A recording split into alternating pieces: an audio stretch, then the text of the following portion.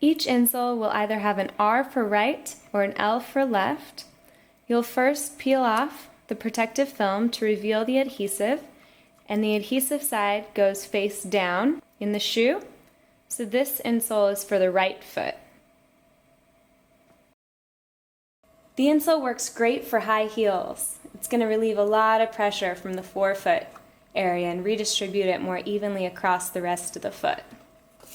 Also, if a shoe has a removable insole, then you can lift the insole up and place the sole insole shoe bubble right underneath. It's going to have a more gradual feel that way and feel really nice.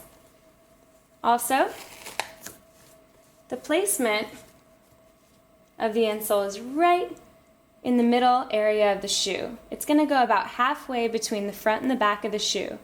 You don't want it underneath the forefoot or underneath the heel, and you want it to curve up the medial wall of the shoe.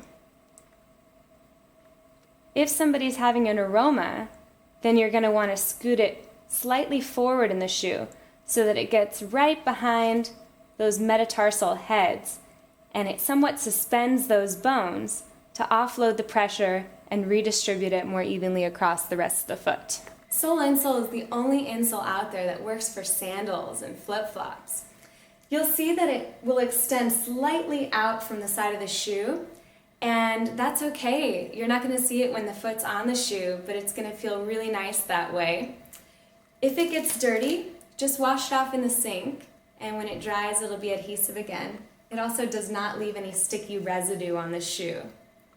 It's very versatile and very comfortable. The sizing on the packages is just a guide, but everyone's feet are different, their arch heights are different, and their tolerance levels for arch support is different as well. So you might find that someone on the smaller end of the size range, like a size 8 women's, might prefer a size small instead of a medium, depending upon the shoe and her foot type.